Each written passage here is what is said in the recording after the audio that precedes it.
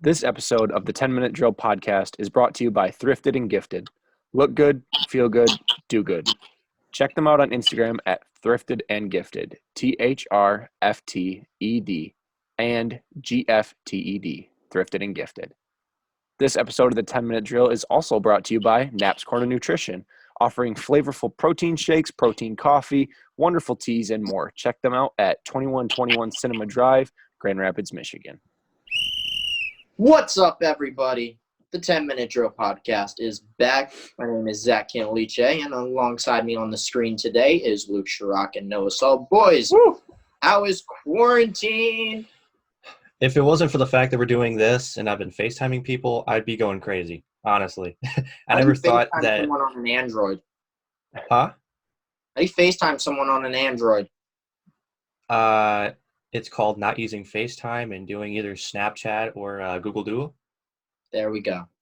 Perfect. There we go. Noah. Yeah, I don't know. This is the new normal, I guess. Yeah, I picked up a delivering pizza job. I'm essential. I get to work still every day. And honestly, it's probably one of the few things keeping me sane besides my fiance and video games. Let's be real. Hey, the government's paying me and Zach, baby. That was I need federal to work study. File for unemployment, dude. Apparently everybody is. That's the new thing. But yeah, not much has changed, you know. Stay home, stay safe, everybody. Like, don't go out. If you don't have to go out, don't go out, because the sooner we get this in the bud, like the more we stay inside, the better off we're going to be. So it sucks for people that are actually quarantining like me, because my quarantine is going to have to be more than 2 weeks because other people are being selfish and going outside. So then it delays my quarantine from ending. Yeah, no, it's not fun. I mean, we're seeing all these videos. Obviously, this is all past now, but all people our age flocking to the beaches in Florida after the government had said, "Hey, it's time to stay home, time to, knock it off." And they were saying, if I get it, I get it. And did you know we surpassed China in the amount of positive cases? Yeah, and we're now leading the world.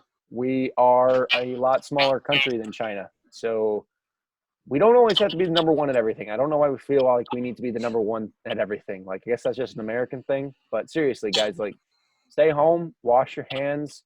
Don't go out unless you absolutely have to. Like, people like me will deliver you food, deliver you groceries. Like, I'd like a pizza. You'd like a pizza? Yeah, from you. I'll send it to you over plane to New Jersey. Just send it through FedEx, man. Send it through FedEx. Hopefully it's not completely rot by the time it gets there.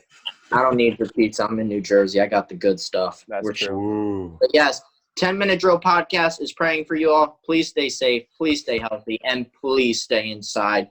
So we get to kick off episode 9. Wow, 9. Almost a big 1-0, baby. 1-0 next week. Wow. And we know how we're marking that 1-0. First round of the NFL mock draft part 2. Woo! Well, we got a prediction today. Schrock gets his redemption. Schrock's redemption. Woo! Don't send Tua to the Giants, Schrock. This is your second chance. Don't do it. I'm just going to do it again just to spite all of you. Jesse's going to kill you. Luke, by doing that, you're pulling a Plaxico Burress. You're just shooting yourself in the foot. Literally. Well, he was a Giant, though, so it makes sense. It's perfect. It makes total sense. It makes sense. Well, first we dive into the MLB, and the MLB and MLBPA have agreed to a deal. The highlights of it are the service time doesn't change, which means free agents, if a season isn't played this year, are still free agents in November, which is big for a guy like Mookie Betts, who just got traded to the Dodgers and might not even put on the uniform. They've also talked about switching the draft around, looking at, instead of a whopping 40 rounds, 5 to 10 rounds. That's a huge Guys, what difference. do you think of this agreement coming to place today? I mean, obviously this is never something that's easy to come up with. And, we don't even know when the season's going to start. So when you're trying to think of all this stuff and you still see verbiage if the season doesn't get canceled, that, like, I'm not worried about the season getting canceled. 162 games, that's a lot of games. You can still make something happen out of it. And the one thing I thought was interesting, we talked about this, that was like a week or two ago, the neutral site World Series game. That's actually pretty smart that you think about it. If it has to go into November, you can't play in an outdoor stadium like Yankee Stadium or in Boston. You can't play in those places. You have to find a dome. So you're an indoor place, which that there's plenty of places to play at. But when me and Zach were talking about fans and how they would react to this, but yeah, I think it's a smart idea. All of which they have been, except I think they got a little stingy with the draft. But other than that, I think all these rules are very feasible. Yeah, I noticed the 170 million that each team is going to be paying out to players on a sliding scale, obviously based on their service time. But I think that that's really great that they're looking out for the players. The only thing I'm alarmed about is no mention of minor league players in here. No mention of those No. guys who are fringe on the roster about financially aiding them. And those are the guys that need it the most. The Miguel Cabreras, the Garrett Coles of the world, they don't need any more money. They're going to be fine. It's the guys on the fringes, the guys in triple and double A, especially single A. They're the ones that need that financial relief right now. And there's not a whole lot of mention of them getting anything.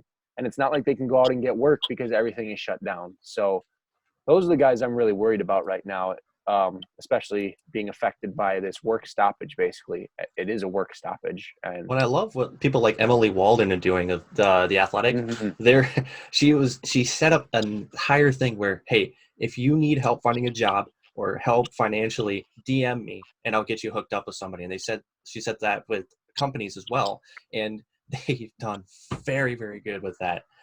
So there's people thinking about them, but I think right now the MLB is really thinking about the top guys first, and then they'll start talking about the MILB once they get everything sorted out, which is wrong, especially with how little those guys get paid. And think about independent baseball. They're not even thinking about them because they're an entire different entity.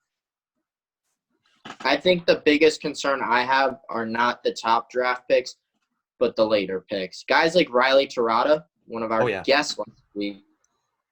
I mean, he wasn't projected to be a first-round pick. He was looking anywhere, probably round 5 up. If they don't do around 6 through – they're definitely not doing 6 through 40, but even 6 through 10, guy like Riley gets cut off a year. Mm-hmm. That forces a hand on him. Like, how does he handle something like that when he expected to get drafted and probably paid? They're doing a $10,000 signing bonus for undrafted players. I personally think it should be more.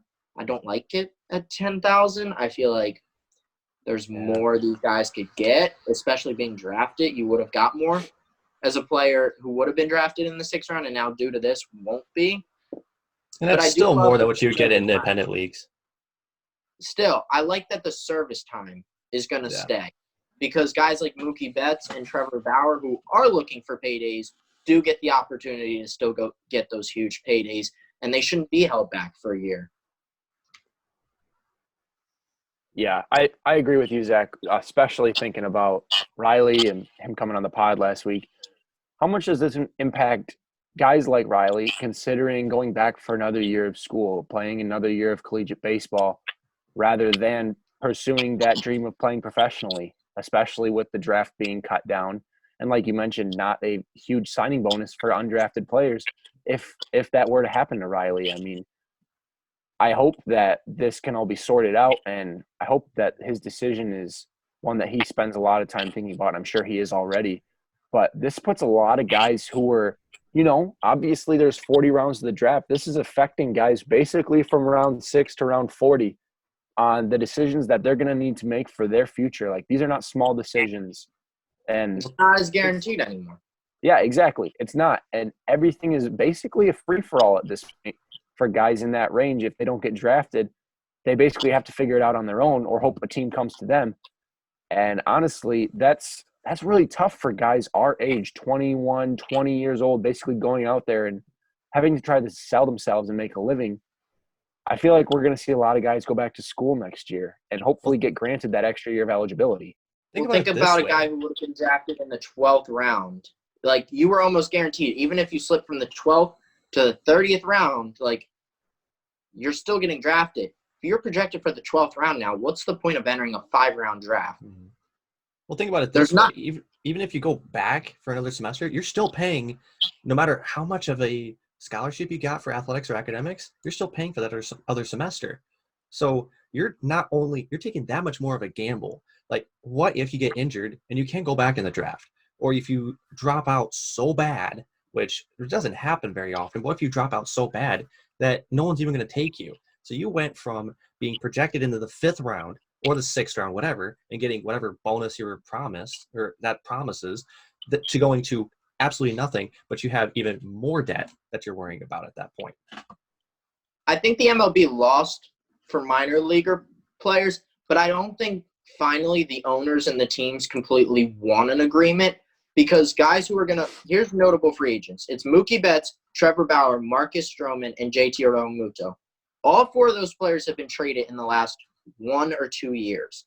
So the teams who gave up prospects, top prospects in some of them, like a Sixto Sanchez to the Marlins for JT Realmuto, they are going to hurt if they don't get a deal done and strike it, because then you just wasted a 2-year rental. So I think it's fair.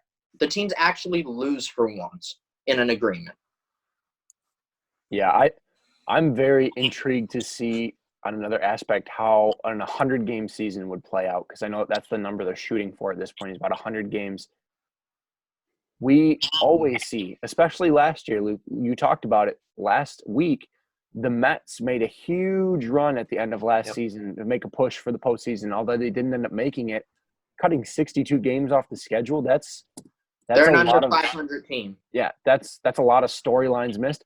But you could also see a team who really has no business making the playoffs, pushing in and riding an early hot streak and maybe sliding in as a 500 ball club. I'm going to be very intrigued to see how an 100-game season would look in a sport that's played a lot closer to 200 than 100 games regularly. Well, and those hot and cold streaks are so unpredictable. Think about it. Like the Mets at the very end, me and Zach, we were making fun of Jesse for being so overjoyed about 1 win or 2 wins, and then just kept happening. So those can happen at any time. Like the Mets got hot early in the season. Didn't last for very long, but it happened. So even if you cut down to 100, you still get the flow of a season. There's still a lot of games being played, even though you're taking away 62 games, whatever. There's still going to be streaks, and it's still going to play out. The ball doesn't lie. Let's be real. We're not going to see like the Orioles making this Cinderella run and making a wild card spot unless they make a bunch of really good trades. So if it's meant to be, it's going to happen. That's how I see it. But what happens to, let's say, the Yankees, and I don't think they won't finish in first, and I don't care if that gives up my prediction, but what happens if a Tanaka gets injured for 4 months and it's only an 100-game season and Tampa Bay takes control? Do you know how mad I'm going to be if a Yankee team is a wild card team this year? Well, yeah. There's going to be problems.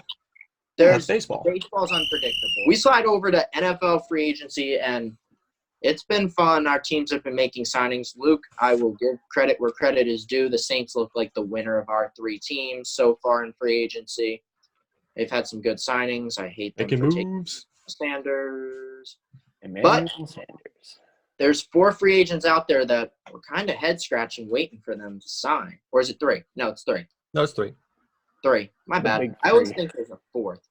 So the first one is, we'll get into it right now and maybe where he could land. Cam Newton was released this week by the Panthers. What do we think of this release? It's a surprise to me, at least. You're an NFL MVP in 2015, and you were the reason the Panthers got transformed when he came around. Sure, he may not have had a great season every season, these recent years, but Cam Newton was the pinnacle of that offense. He was an athletic guy. He wasn't just strictly a pocket presence. He was a guy that could roll out and make a great throw. He was a guy that was a threat on his feet. And to oust him and replace him with Teddy Bridgewater, that's a head scratcher. Why? Like, Cam Newton is a threat. Why would you get rid of that? And like the reason that you're legit today, why? That's stupid. But in reality, with this happening, I think Bill Belichick could have a fun time with him. He's been preaching that he's been wanting that's my camera up.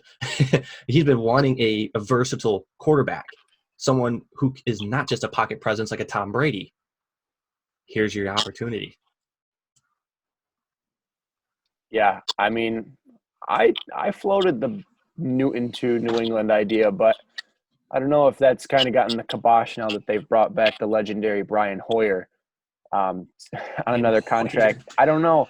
Watch out. To me, this move shows that this is a business. This league is a business, and the Panthers under new leadership in Matt Rule clearly were not confident in Cam Newton's medicals. They didn't believe that he was going to be a good fit for the new team.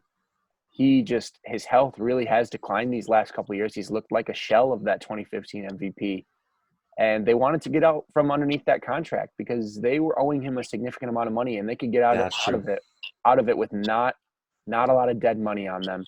They tried to trade him. Rumors were they floated him to Chicago and the Chargers.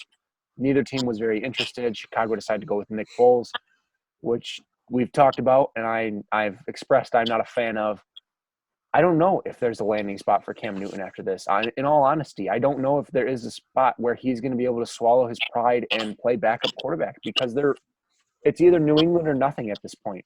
There's no other place where they're looking for someone to be a starter besides Miami and Cincinnati, and they're going to take Burrow or Tua or Burrow and Herbert to some expense. I don't see Cam finding a starting job anywhere, and I don't know if he's willing to take a backup job. I feel bad for Cam. I mean, he was a stud.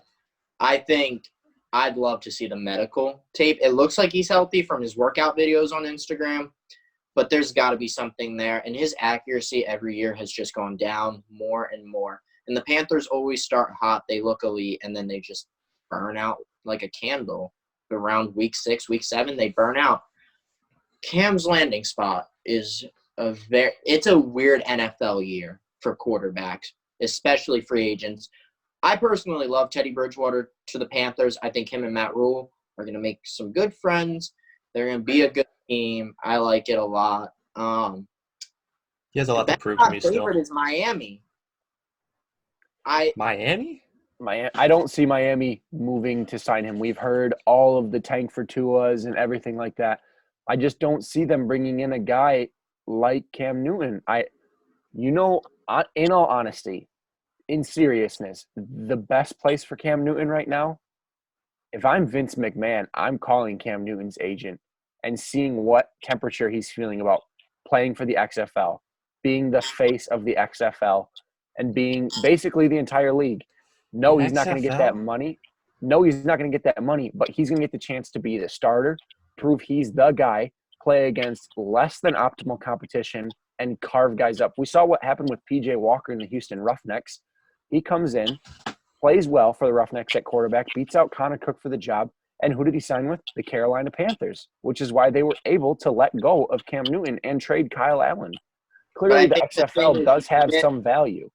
You hit it earlier, though. Can Cam Newton's pride take that? And that's where I struggle. No, I don't think it can. But I feel like at this point that's the best option for him because he's not willing to sit back up. And if you want to get tape out there and prove you can still play football, there's nowhere else for you to be a starter than in the XFL. If you're insinuating that Brian Hoyer, the former Brown that couldn't do jack crap in Cleveland, would beat out Cam Newton for a starting job, they're going to that's start like saying Jared Stidham? Really? The hype around Stidham's real all of a sudden. Quite frankly, I don't think Bill Belichick's interested in bringing in a guy like Cam Newton. He's outspoken, which doesn't fit the Patriot culture. He's willing to go against the grain, doesn't fit the Patriot culture. And Brian Hoyer's familiar with their system, familiar with their playbook. He's run that offense before. He knows what's going on at this point. I feel like Hoyer is a guy that fits, and he's just a stopgap. And you know what? If the Patriots absolutely suck this year, you know who'll be waiting for them at the number 1 pick next year? Oh, please. Do you know who? Trevor Lawrence. I really Tom Brady, number 2. Lock him up they've got their next quarterback for the next 30 years. Bill Belichick just encases himself in carbon and lives forever and remains as the greatest coach of all time. What about the Chargers? I How would he think not be the a good fit in the Chargers? I think the Chargers, they've already expressed that they're comfortable with Tyrod Taylor. They don't want to pursue a veteran quarterback. Comfortable because they're going to go draft Herbert. They're going to go draft Justin Herbert or Tua Tagovailoa at this point. Tyrod Taylor is going to be a stopgap, just like he was in Cleveland with Baker Mayfield. The Chargers have come out and said they are not interested in bringing in a veteran quarterback. And Carolina already tried to trade them Cam Newton, and they didn't want him. They didn't want to give up a 7th-round pick for him. They weren't. So speaking of veteran quarterbacks, how about the other vet on the market in Mr. 30 for 30, Jameis Winston? Like, if there's someone that should go to the XFL, it should be Jameis Winston. Prove that you can keep the interception total under 30. That's ridiculous. Your interception to touchdown ratio should not be 50%. No, it shouldn't be 50-50 ever. Like, that just attests to poor decision making. I don't know. I feel like Jameis, as a little bit of a younger guy, he's still got a future in the league. I think he could swallow his pride and be a backup.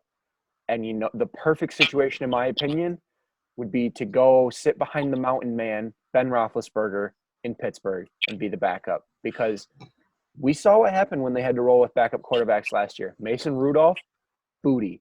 Devlin Hodges, can't throw. Ben Roethlisberger's years in the NFL are numbered. We saw that video of him telling everyone to stay inside. His beard is massive. He's getting old. He is. And if there's anyone to learn under, Roethlisberger is a good quarterback to learn under. I think Jameis should find a situation where he can be a backup, learn, and potentially push for a starting job in the near future. He's got a future in this league. He's only 26. He got LASIK eye surgery, for crying out loud. He can see.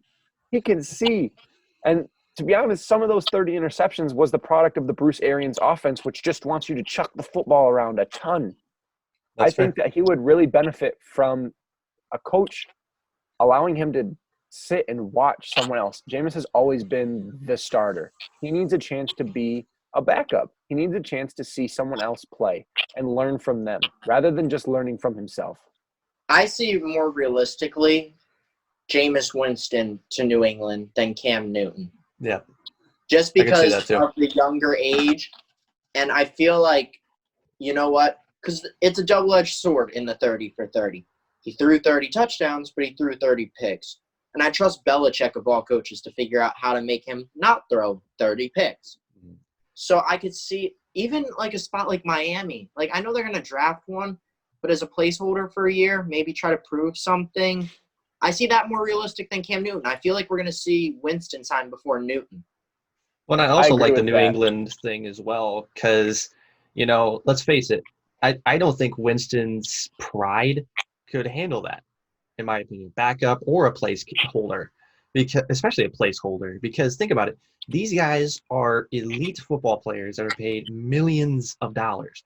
Why in the world would you ever go to Miami to be a placeholder? Like, I get the theory. Cardinals drafted Josh Rosen and the next year drafted Kyler Murray. It's a business, and you got to do what you got to do.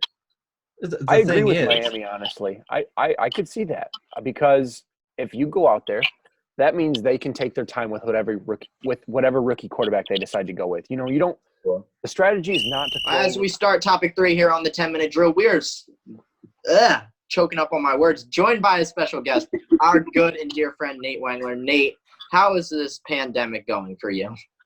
You want the short answer or the long answer? Short. Whatever you want, buddy. The medium I'll take the short. Okay. Well, it's been interesting. I mean, we're used to the daily grind. All of us are used to getting up and grinding every single day, but it's just different. I think the biggest transition for me has been the online schooling. Having everything online, having to learn how to adjust to that, and not having that face-to-face interaction. That's tough for someone like me who really learns best from that. But I am also a frontline pandemic worker at my meat shop. I'm considered, quote, essential. So, yeah. Do you feel essential? Work the rest of the 3 weeks. Do you feel essential, Nate? Do you feel like you're making a change on this? A change in what's going on. Yep. You are essential. I am essential, apparently. And if you think meat is essential to get you through the pandemic, then yeah, I'm your guy. I'm the wiener guy. So Grand Rapids, if you need your wieners, head over to Frank's Market. Nate will get you some good wieners, and we'll get it on the way. Am I right? Absolutely. So you just started a podcast as well. It's called Hang with Wang, and just talk to our audience about what that's going to entail.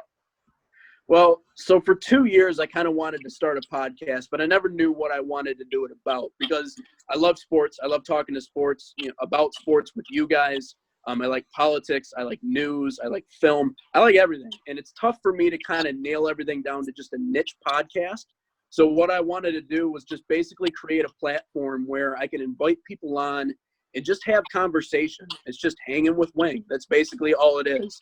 And it's all about the guest too, whatever they want to talk about, whatever direction they want to bring it in. Because I think the guest is important. I think the guest makes or breaks any podcast that you watch or listen to. So that's kind of the center focus. If you want to talk about this or that, we'll talk about this or that. But, just got off the phone not too long ago with Ian Kaufman, who's the guest on episode 2 that's coming up next Tuesday. And we got an opportunity to talk about a lot of things, update on what he's doing during this whole pandemic. Will the NBA have the playoffs coming up, or will they follow suit with the NHL who canceled their playoffs? We also talked a little Michigan State basketball, Xavier Tillman, Cassius Winston. Where will those two guys end up come the NBA draft coming up in not too long? So we had a good conversation. And again, he wanted to talk about sports. He wanted to get away from the whole COVID thing. So I said, that's fine. So we just had an hour-long conversation. And I want to make sure that we have, a lot of guests, but also people contributing to the podcast because, it's a podcast about everything, and it's a podcast about the fans, most, specifically. Humble brag, but I was the first guest on that podcast. Yeah, so Strock was the first guest. Luke, just toot your own horn while you're at it. Why don't you? Yeah, bro. I was intending on doing patting that. yourself on the You have back there, to. champ. Like, there's So, nothing else to do at this Do you have a point. daily post schedule yet? Is there a certain day you'll always be dropping new episodes? Tuesday. I'm going to aim around noon, but it all depends. Hopefully in the morning I'll get it up. The last episode, I got it up a couple days early because I had to get, it has to get approved by Spotify before it gets posted. But yeah, every Tuesday is when I'm aiming to do it. Unless there's an emergency or something that I need to talk about in the moment, then I'll let people know. But follow my Instagram page at Hangin with Wang to see basically either highlights or previews for the episodes that are coming up, because I'll be posting those almost every single day, if not every other day. Do you aspire to make that Instagram page like what Bob Menery does and make it more of like that comedic style? It's a mix. I don't even know what my style is. I don't know what my style is, to be completely honest. I'm just me. That is what it is. I'm weird. That is your style. But yeah, it's unique. So I'm still trying to find my style. I haven't completely found it yet, but I think when I find it, I'll hit my stride and we'll all be good to go. But so what's your a little vision, bit of comedy, but a little bit of everything. Okay. So what's your vision for like the future of the podcast? Are you just like letting the steps just come as they go? Take it slow. Take it slow is my motto. Start off with a lot of you guys who I know have good ideas, and a lot of the people that I know in life, friends and family.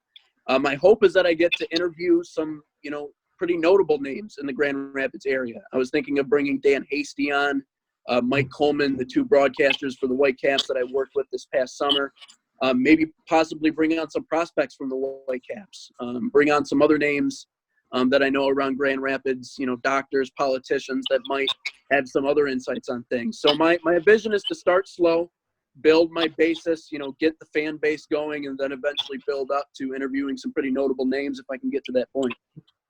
You mentioned we can find you on Spotify. Where else can we find you at? Only Spotify right now. I'm working on getting the podcast up on different platforms. I'll keep people up to date on that as we go, but we're kind of starting off raw. This whole switching to online thing has really preoccupied me, so I've been balancing podcasts and that. But we'll get it up on Spotify next Tuesday, and then I'll let everyone know if there's any changes to that. Good stuff. Sweet. Always. Nate, when do I get to come on? Because I was supposed to come on, and that literally rescheduled me for 3 straight days, and 3 nights in a row he didn't call me. I was playing Call of Duty waiting for the phone call. Wow. I know. He stood me I know. up. Yeah. No, I'll get you on for episode 3. We'll bank on that, and Noah, you can come on too if you want. We can do a couple of different segments with you boys, but I made sure to slip in a little 10-minute drill reference at the end of episode 1, so Beautiful. y'all boys are welcome. Beautiful. We appreciate it. We appreciate absolutely. it. So, look, you're sticking around with us for segment 4, and that is the most important position in football outside of quarterback.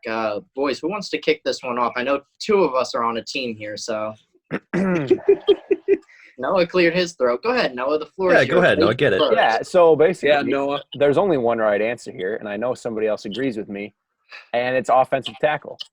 For the simple reason that I don't see any movies dedicated to edge rushers, but there's The Blind Side, and I'm pretty sure that's related to an offensive tackle. One movie. But Come on, one also, movie. hey, that's one more movie than an edge rusher. If we Mhm. go through the last 5 years Super Bowl champion rosters and we look at the best positions on the team, offensive tackle almost immediately jumps out on every single roster. So the Kansas City Chiefs won it last year, obviously, and their starting tackles were Eric Fisher, who was the number 1 overall pick in 2013 from Central Michigan, Fire Up Chips. Anthony Bennett was a first overall pick in the NBA at some point. Okay, bro, Eric Fisher is a solid tackle. But on the other side, you have a real quality tackle in Mitchell Schwartz, who was essentially – I don't think he gave up a pressure the entire 2019 season. Keeping a quarterback upright is so important. Obviously, I know, Nate, you mentioned Joe Theismann. You're right. Yeah. Yeah, that was an issue.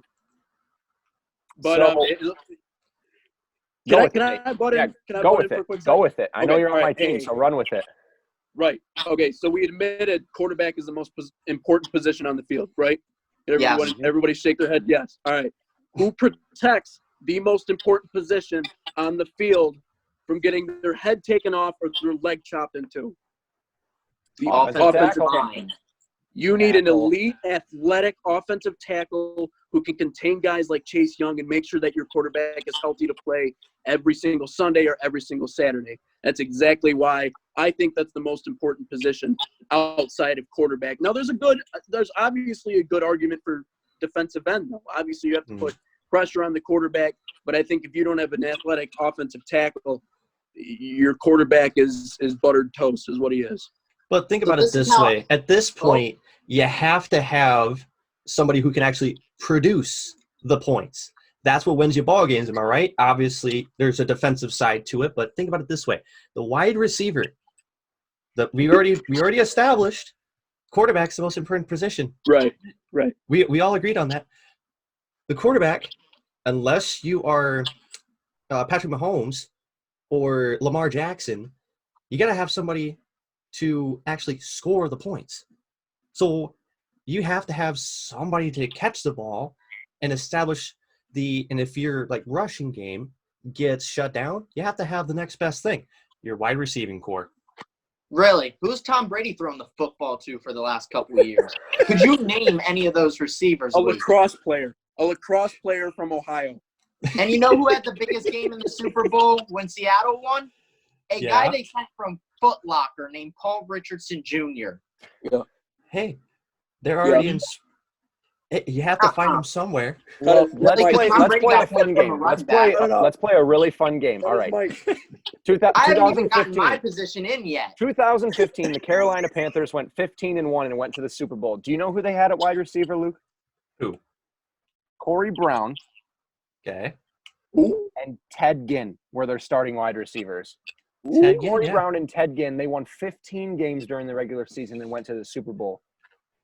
Their most notable receiver was rookie Devin Funchess. Yeah. Go Blue. Go Blue, baby. Except he's a Packer. I can't root for him. He's a Packer. You guys are all wrong. Right, At Nate's point, you need someone to guard the quarterback, but I think you need someone to kill the quarterback even more. And that's why I don't go with defensive end because 3-4s have outside linebackers who rush. So I'm going with edge rusher as the term. as in a 3-4 outside linebacker to a 4-3 DN. They rush the passer off the edge. Is that a fine definition, Noah? Are you okay with my definition? That is an okay definition, but it's still wrong because look at every year the Patriots win the Super Bowl. Do they have a dominant rusher? Trey Flowers, as a Lions fan, Trey Flowers is not a dominant game-breaking defensive end. Well, yeah, because he's in Patricia's system, not Belichick's. Who was the defensive coordinator in New England? Who was the defensive coordinator in New England for the last 3 Super Bowls they played in? Matt Patricia. Laurels? Matt Patricia. Oh, no. Yeah, now he sucks. That's a topic for a different time that we That will is address. And I have a lot to say on.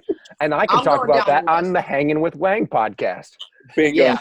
No. Bingo. Let's look at the Denver Broncos That's who an beat that episode right 15-1 Carolina team. What happened in that game? Von Miller, Elvis Doomerville. Who remembers that guy getting to him? You know what's tough about this talk?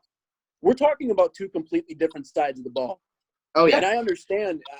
We have to understand that aspect of it because if we're talking about defense, I'd argue 100%.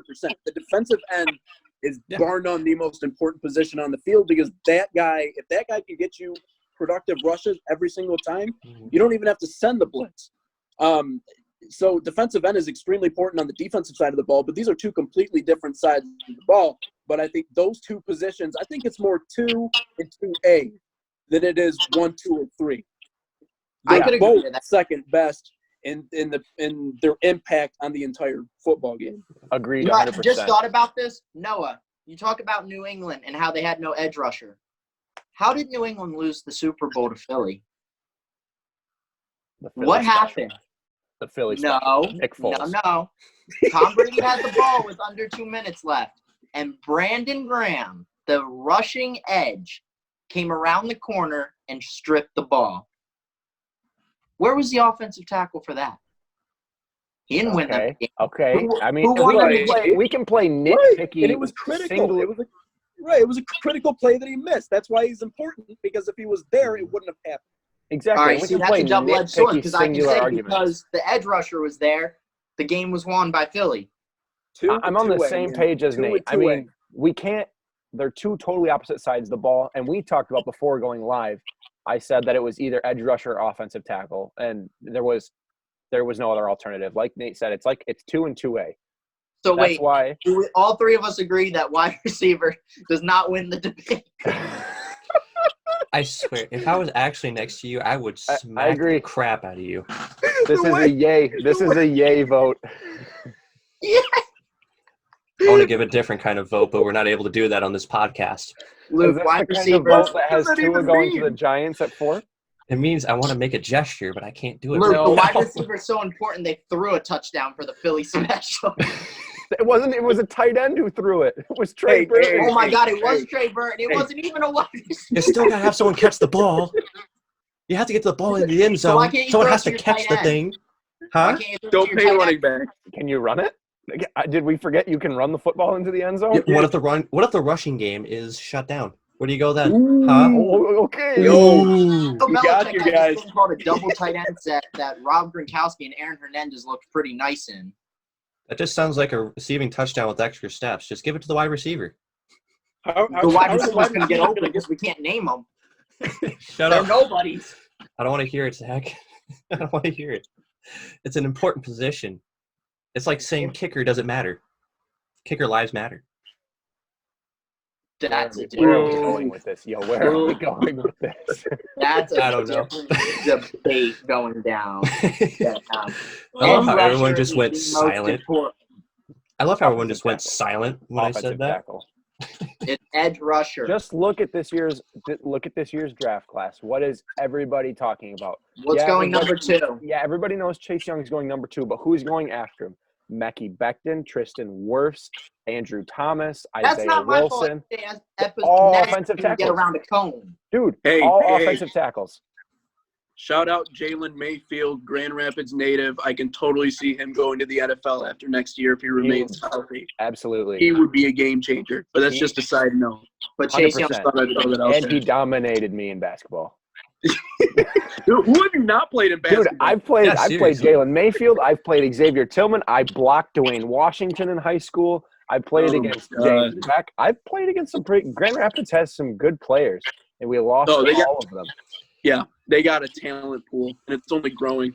Mm-hmm. Hoosier Nation, baby. Wow. Rock, get Well, out of here with that. Indiana get out. basketball. Sideways. But Zach's hey, not going to say anything because he's got Rutgers. Yeah, there you go. Scarlet Knights, baby. Hey, in Rutgers basketball, was better than Okay, yeah, Indiana basketball, this they're year. legit. Football.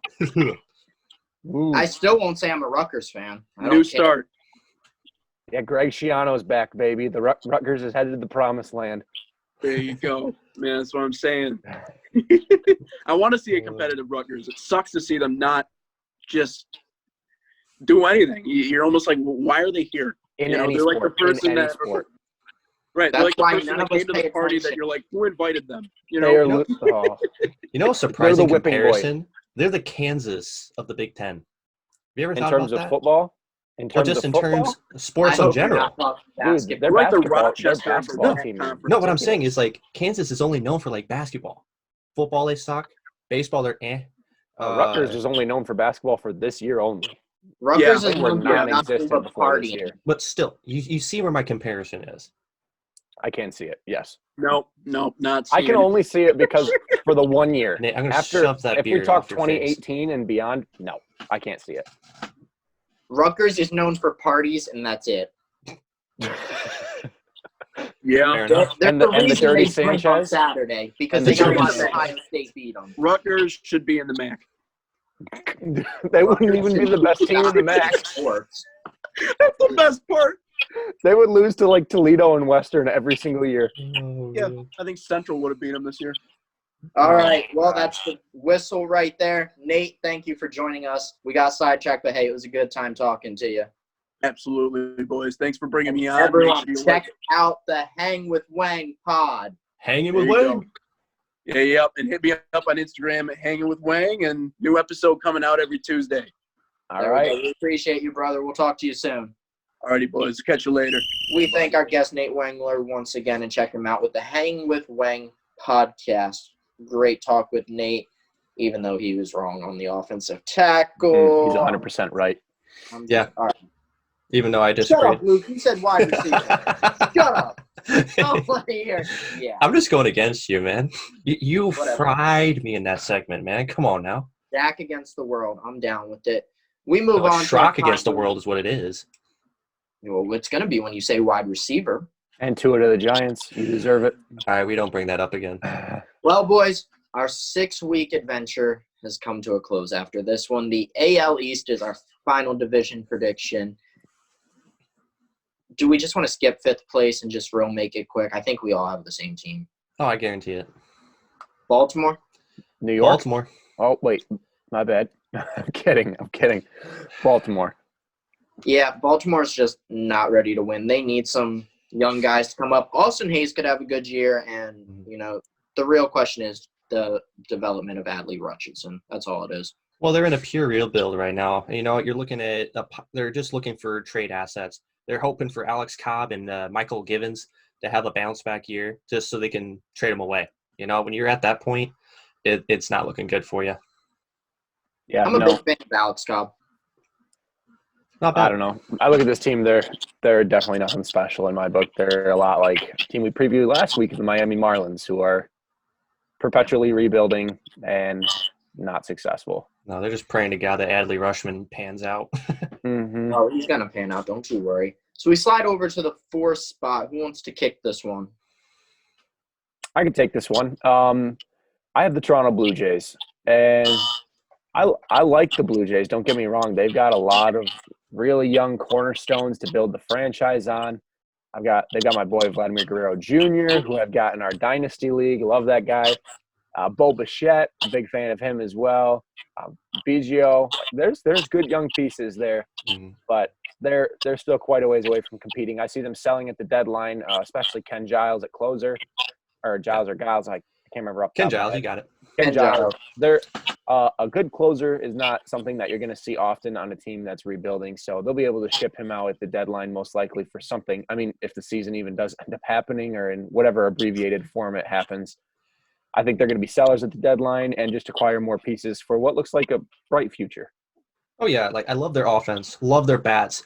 You know, you mentioned Vladdy Jr., Bo Bichette. You know, you can't forget just that heavy offensive production. But the thing that's holding them back is their pitching. When your only good starter is Ryu at the number one as their ace, it doesn't get any better after that. And then their Are you bullpen. giving them the 4 slot, Luke? Yes, I give them the floor slot. So yes, they are my 4, but their bullpen, that's yet to be desired as well. That's the only thing that's keeping them back. They have good defenders. Their bats are the pinnacle of that entire team, but the pitching just isn't there yet for me. You want to talk pitching that's bad? It's my number 4, the Boston Red Sox. Ooh. Yup. Bold. Chris Sale is dead.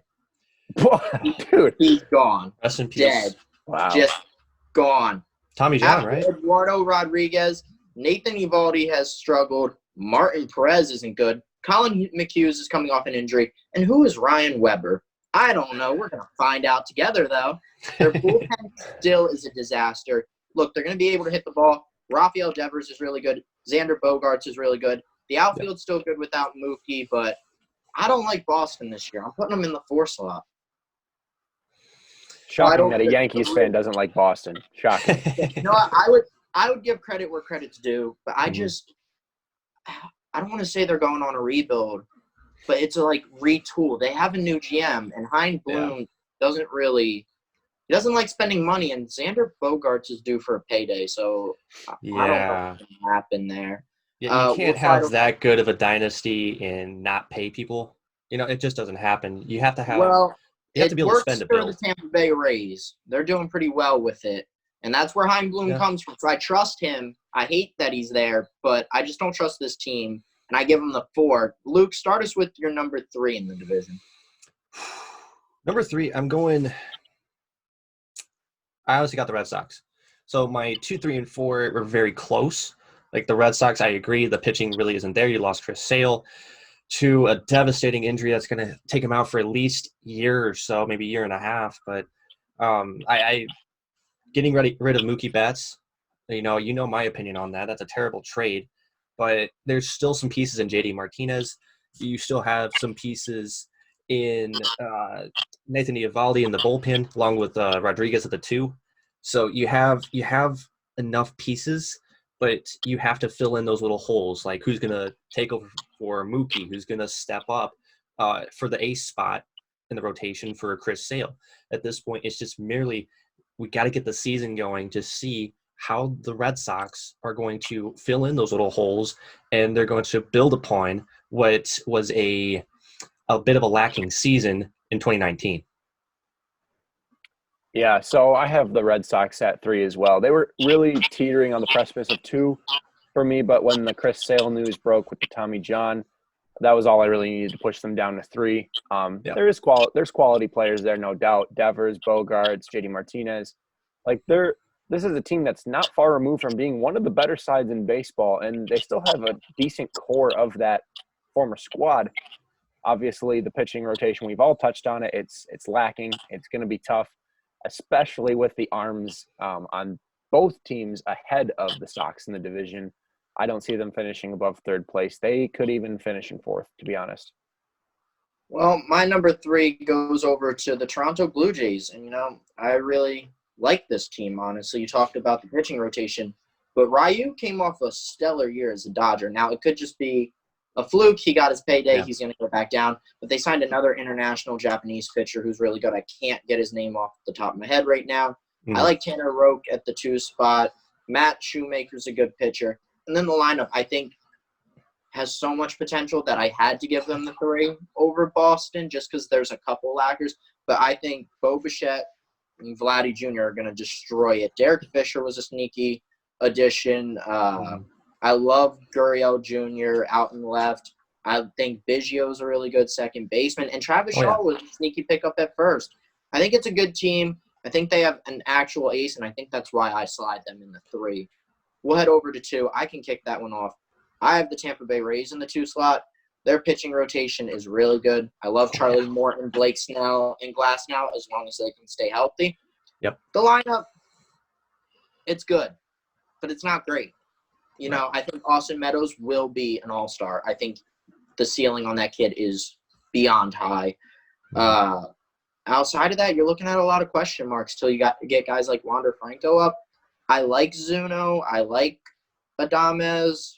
I like Hunter Renfroe, but I don't know. I love Austin Meadows, but that's the only one I love. I agree with you. I have the Rays at the second spot, and I'm looking at the really only notable bats, and two of them are kind of shaky at best.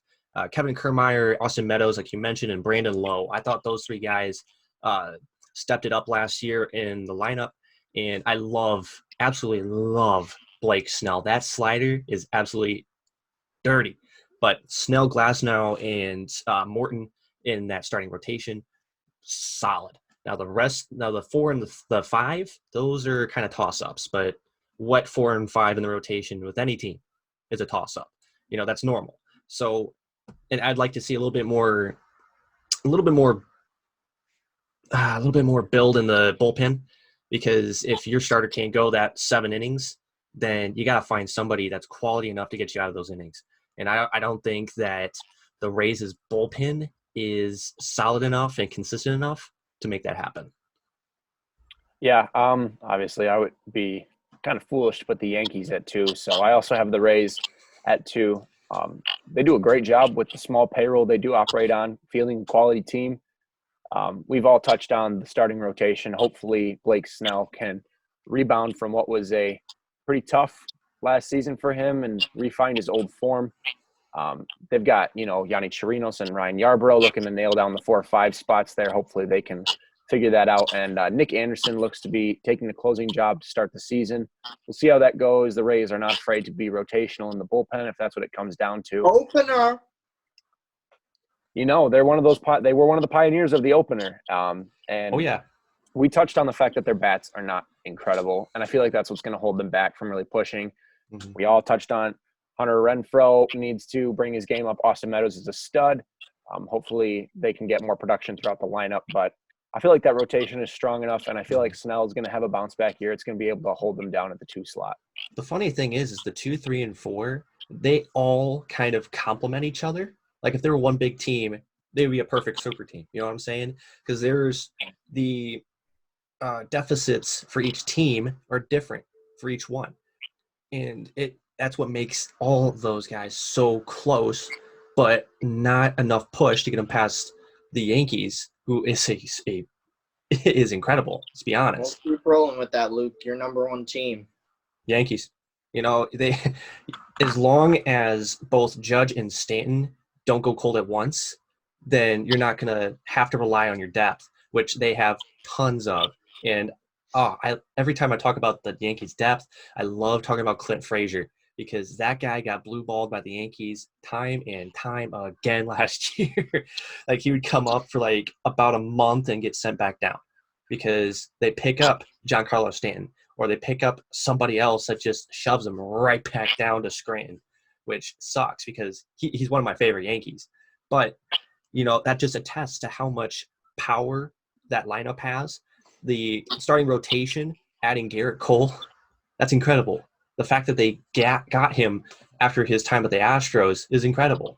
Like he did get beaten down in the postseason at the very end, but, still, he was a very big part of getting them, defensively at least, to that World Series run that they lost in at the very last second, which was beautiful because I rewatched that the other day. But, the Yankees are just set in all facets of the field. And I'm not saying that for bias because that's my team, but you just look at them just step for step.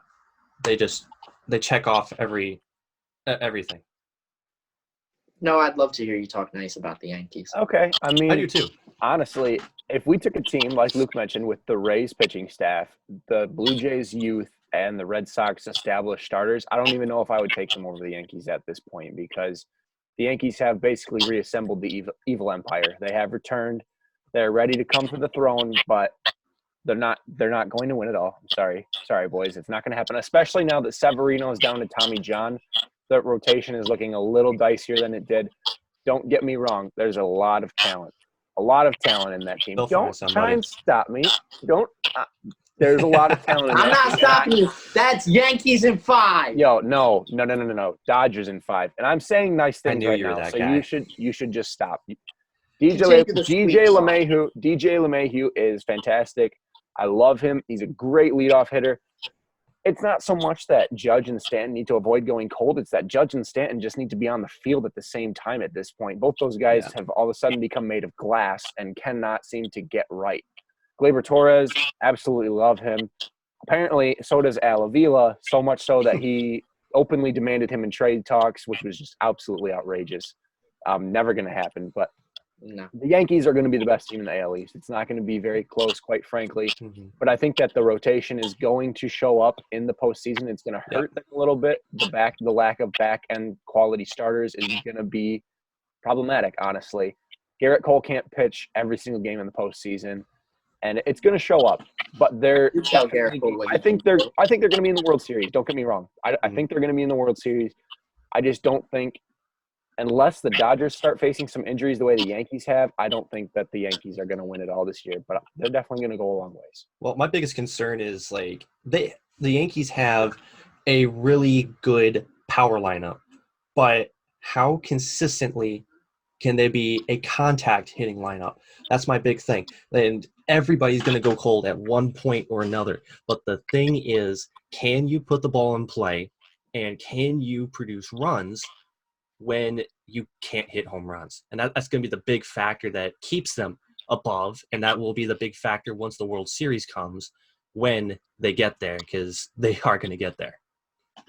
Let me take over. We toss the computer aside. We don't need the computer. Let me get the Yankee shirt. You see that, Bronx Bomber? The Yankees are winning the AL East in the World Series. I don't care what you say, Noah.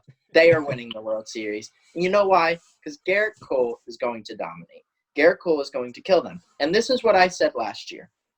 The Yankees will go to another level with their offense if they sign a 300 hitter up top. And I thought it would be Manny Machado, just because the Yankees are money. But they signed DJ. And I was like, all right, if he hits 300, it's a different creature we're playing with. And he is that it. That's all he is. He gets on. He does the dirty work. DJ, and I don't even care about Judge and Stan at this point. Don't get me started on glass figure 1 and 2. Let's talk about Gleyber Torres. Yep. 38 home runs and is going to be the starting shortstop of the New York Yankees. I'll peek aside. That's Derek Jeter up there. That's the core 4. We're going back to those days. All right? It's here. The evil empire is back. And Garrett Cole, you know what? The rotation, Cole, Paxton, Tanaka. All 3 showed very beautifully in the playoffs. You run those 3 like workhorses. And you know what? If Jordan Montgomery has to get in on it, Jordan Montgomery gets in on it. People are sleeping on Montgomery. He's going to be a great pitcher. I know the Yankees lost Dellin Betances, but that bullpen is still the best in baseball. And the bats, everyone sleeps on Miguel Andujar. Andujar is back. He's going to have to play left field a little bit and switch around even some first base, maybe some third base, because Gio Urshela, the journeyman, is now the third baseman of the New York Yankees. Who would have thought that a year ago? But Miguel Andujar's bat led rookies in doubles. He lost out to Shohei Ohtani for Rookie of the Year, which snub should have been Andujar.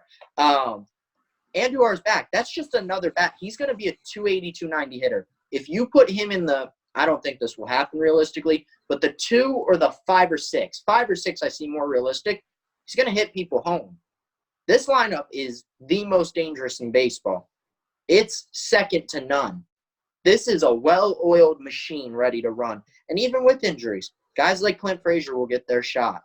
Tario Estrada, a young prospect who should not have been in the majors last year, hit 300 in his opportunity. Yeah, roll your eyes, Noah. Look up at the sky because you're looking up at the Yankees. You sound like a Lions fan right now. Like this is your arm.